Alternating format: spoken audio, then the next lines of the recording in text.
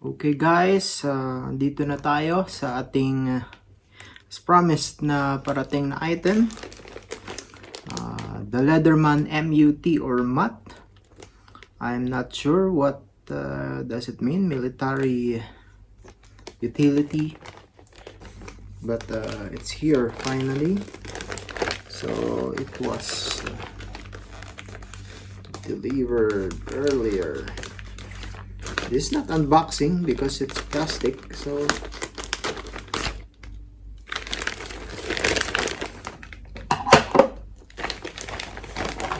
let's see. This is it. It's here. 16 tools and medyo mabigat siya. I was hoping na ito yung coyote tan color but it was black, pero okay lang. So I think let's open this up.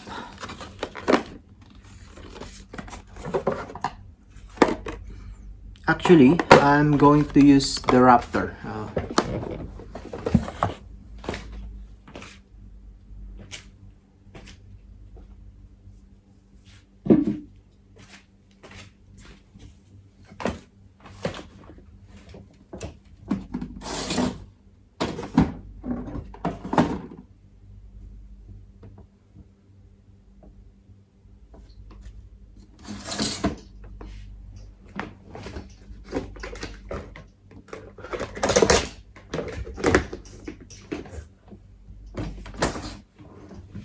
Okay, so it was here.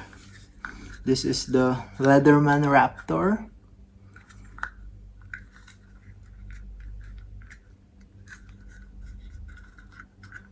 Okay, let's stop there. I use this because I work as a medic for the police force here. And so let's begin. Firearm maintenance tool. So ito yung specs. Nakalagay na sa baba. So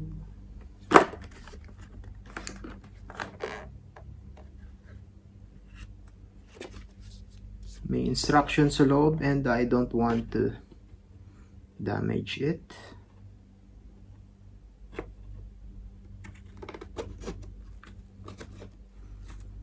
Oh, it's hard.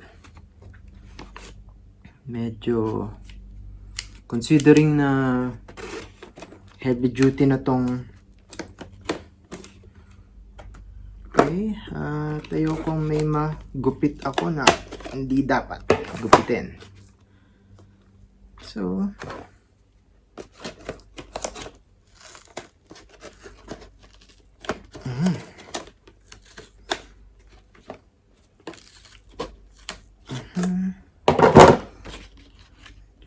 siya, but ito na siya. Okay, actually nakadikit lang pala siya.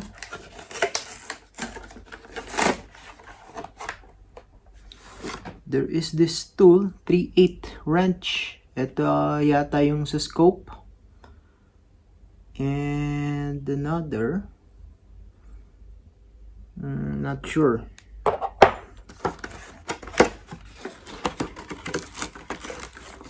Ito yung, I think it's an XL size sheet. Instructions, sticker para sa sasakyan or laptop or anything. And ito na. Wow! Actually, nung lumabas to, I was eyeing for this already early 2010 I think, or past 2010. So at that time I received an email about this, and and was not able to buy it because medyo mataas yung price at that time if it's coming from the US, but here it's locally available. There's a Leatherman online store here. So this is very beefy. Actually, I have the Gerber multiplier 600, which I always bring for work kasi this plier is a one-hand opening, and then you open the oxygen tank kasi minsan yung iba walang pihitan, and so you can open it. I do have a key for opening that, pero it's this is more useful lalo na kung medyo mas masikip yung pin ng tank. So this is again one hand opening. I have been using this for over a decade now. I think hindi pa nila napalitan yung model multiplier 600. I got this from a US Navy. So hindi pa rin napalitan yung carbide cutter, which is good. Hindi ko naman masyadong ginagamit, but I'm usually for the pliers. One hand opening, especially kung may dugo yung isang kamay mo, you can still open this. Yun yung main purpose ko para i-open yung pliers or to bring one for in the first place. And so let's set this aside. Ito namang Leatherman.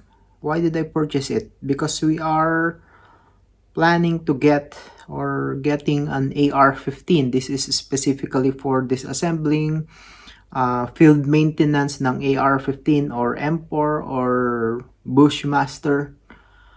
And this is the recommended tool for that.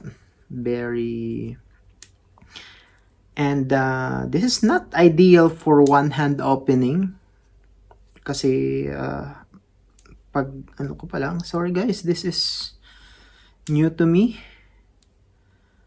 Not sure how to, okay, ito yung pag-close. Ayoko naman, baka maipit ako or may masira ako. So it's not closing. I'm not sure if I'm doing something wrong or medyo matigas lang talaga siya. Okay, so first time na it was folded. So this bit is acting as a guard para hindi maputol yung anything na pumasok dito. This is I think I believe it's a belt cutter, which is handy din sa work namin kasi minsan you tend to rescue people na trapped inside. They cannot even open or release their belt buckles. So what we tend to do is to just cut the belt, the seat belt. And it's safer kasi there's no chance na you cut them, unlike if you are cutting with this one, which is serrated blade, very sharp. But I think hindi siya ganon ka-hard yung steel niya or kalutong, or it's softer. So it's easier to sharpen, but it also loses its sharpness very fast. But I do have a sharpener. Okay, so if it's folded like this, it's very hard to open quickly using one hand. You can, but it's not the most ideal. Okay, then that's it. But this one, and then you crack open your oxygen cylinder. So let's close this again. Again, that's very hard. So my belt clip, it goes inside this Leatherman part 0115. So this is made in China, but I think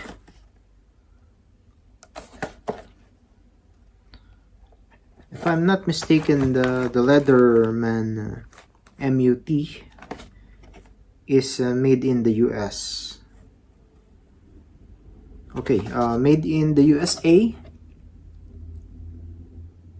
Hopefully you can see it.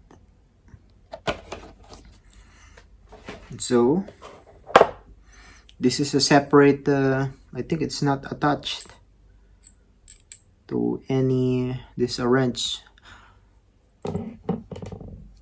Okay, so I have 3 Leathermans now. This is, by the way, the Raptor, which you can,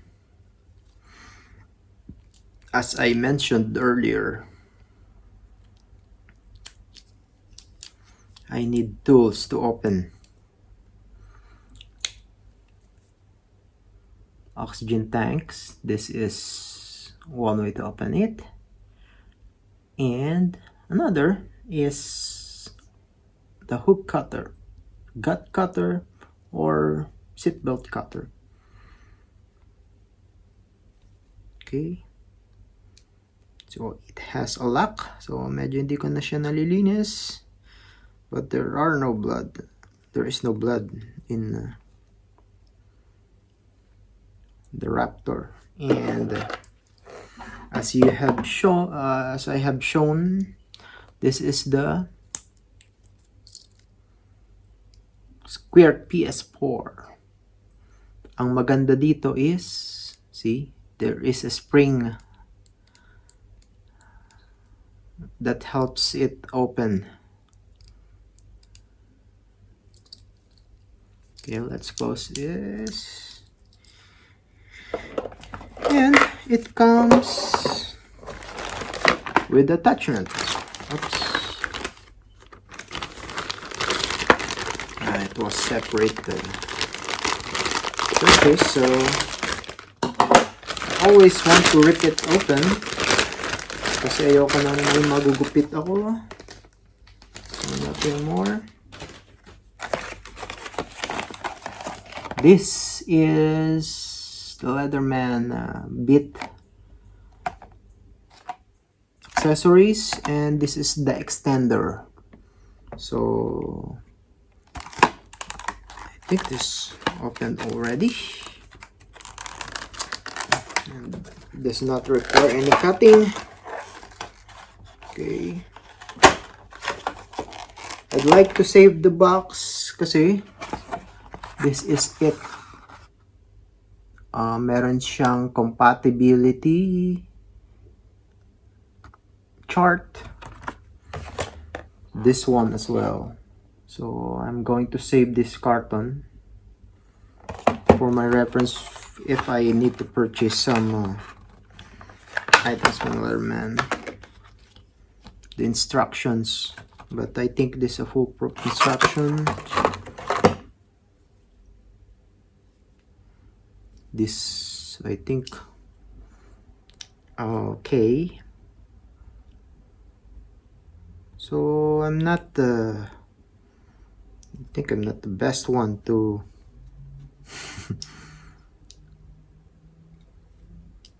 okay. So may retention. Okay, nice. Ito. May retention spring siya. You have to press this in order for it. Very minute lang siya. Ito siya. This. Okay. Very minute lang siya. You cannot just put it on and off without pressing this. So nice. So hindi din siya basta pumapasok siya. And then I have a longer screw. But the problem, it does not close right like so. Kasi tumatama yung hammer niya. This is the hammer. Actually not hammer to whack things, pero just to tap. If you're fixing your or disassembling your gun, you have to tap something. So eto, hindi siya lumalapat. So you can use this open, mas mahaba, but I would have liked to use it na nakalapat. Kasi etong side na to, this length is now unusable when it's, at least when it's closed. And so eto yun.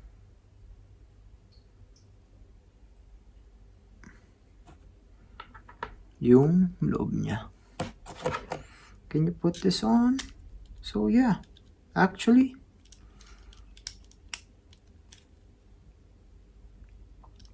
you can put this bit inside, and it has inside guys may some kind of retention. Hopefully you're seeing this.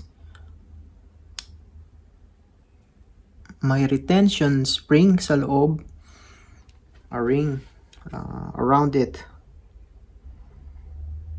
So yeah, may naka-coil siya doon sa loob. These are flat, by the way, but it's held on its, see, its corners. It's not the hexagon, so hindi siya, you can use it, but it's not that strong. I would believe it's not as strong as an hexagon, of course. Yung hexagon, 6 sides niya is, of course, nakalapat sa sides niya. It's like this. Okay, let's move on. This is the last part. That is why I actually got it. Okay, so by friction.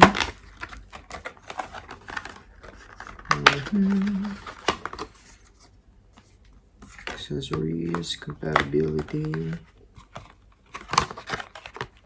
of course, the bit kit, and this is the manufacturer number or serial number, so that you can order it directly from Leatherman. Ang nakalagay is just this one sa description, so I did not get it from them. I got it from Amazon. So this one has, as you can see, I'm wearing eyeglass. So this is an eyeglass bit or screwdriver. So it will come in handy kasi minsan lumuluwag to. Yung spring dyan. The lens is not that stable. So I had to fix it. So one of the reasons. So it's held, it's made of, okay, so it's made in Taiwan. The plastic, it's a plastic. I thought it's rubber. So it's plastic. And it's held pretty good. Hindi, see? As you can, if you can hear that.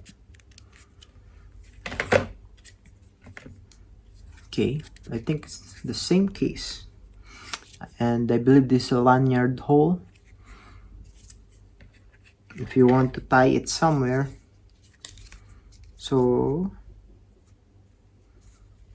this, it is, can be held like this. So back to the sheet.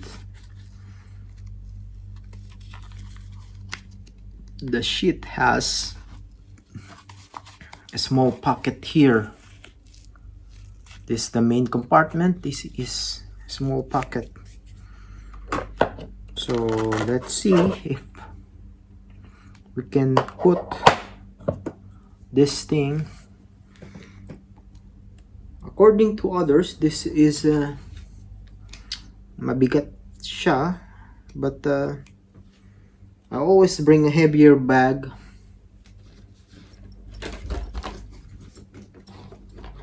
This is already heavy in itself, a Wilson Field bag, pero comfortable siya when you're carrying it on your shoulders. So if you are carrying it on your belt, it could be a little heavier, pero a little lighter, but I'm used to carrying this already at work for 12 hours, and it's been more than around 10 years na dinadala ko siya, and no complaints about it. It's just na sumasabit minsan if you are working on a tight space, sumasabit yung bewang mo. But since this is a good sheet, this is a Maxpedition magazine sheet. I got it years ago as nasira yung nylon sheet nito. So let's try kung kasya before I forget. Ang iniingatan ko ay baka mawala yung bits.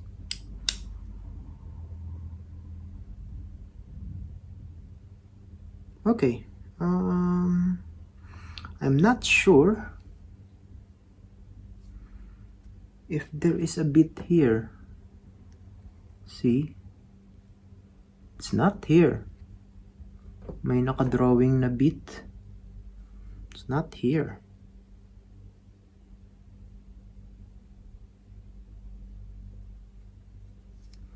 I'm not sure if it's there in the first place.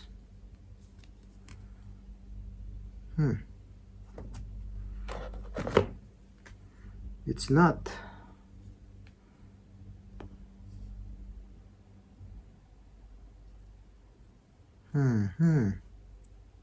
Okay. I'm not sure if there's supposed to be something there.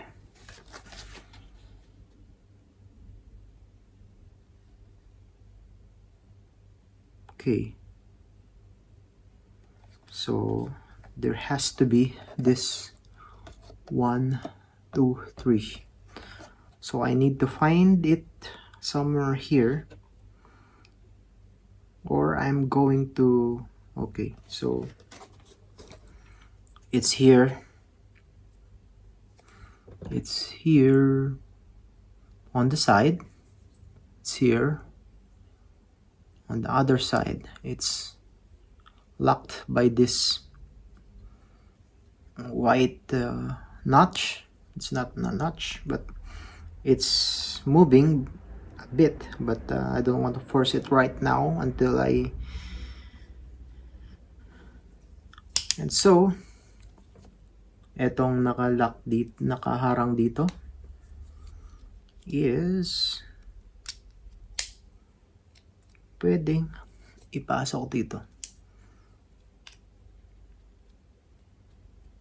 and it's polycarbonate, I think, and there's a good seal on it. kaya yun ang matanggal. I don't want to force it early on, lalo na kung hindi ko alam gamitin.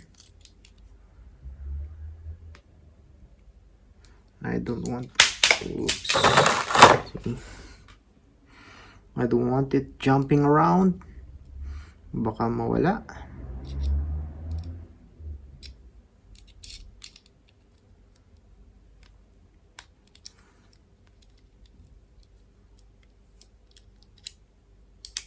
Okay, that's it.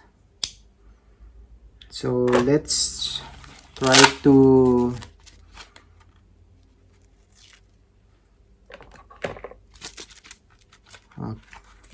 put it here. How do you open it?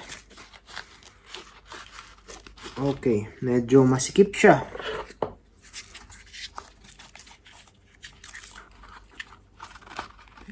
Another one. Medyo. It fits. See?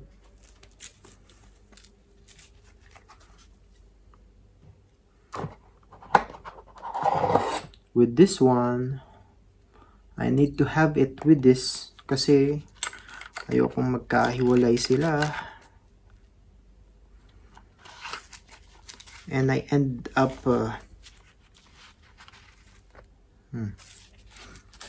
this one might damage your gears. Medyo matulis siya. Okay, so I have to be careful with this one. There is a pocket here and here, so oh.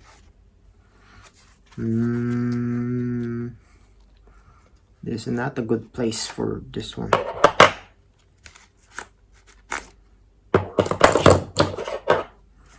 Okay guys, so I think the video is long enough. So while I try to find where to put this one, I'll end this video. And so please subscribe.